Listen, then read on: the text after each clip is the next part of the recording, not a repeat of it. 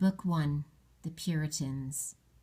The Puritans were a very religious group of people, like the better-known Pilgrims, that left England and headed to the New World hoping to gain the power to worship freely. They wanted to purify the Church of England by repairing changes that had occurred over the previous few decades.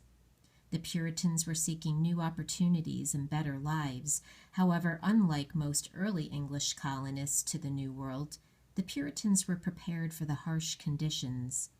The first Puritan groups to brave the frigid Atlantic and migrate to the inviting shores of Massachusetts Bay traveled in large numbers on multiple ships. They planned well and came to North America with many necessary supplies.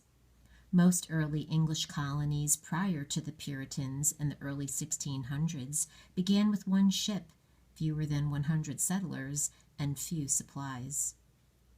In contrast, whole towns of Puritans crossed the ocean and reestablished themselves in the New World. In a little over a decade, beginning in 1630, over 15,000 Puritans had moved to the Massachusetts Bay Colony.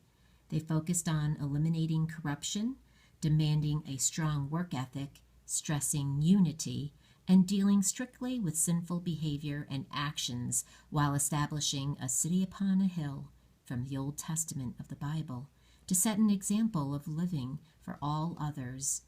Unlike other colonies that were dominated by young males seeking economic gains, the Puritans established colonies built around families and community. They established order, lived remarkably long lives for the time period, and had success in farming and developing trade. However, some historians would point out that despite many successes, the Puritan leaders were remarkably intolerant of those whose actions or behaviors threatened to harm the community's standing in the eyes of God.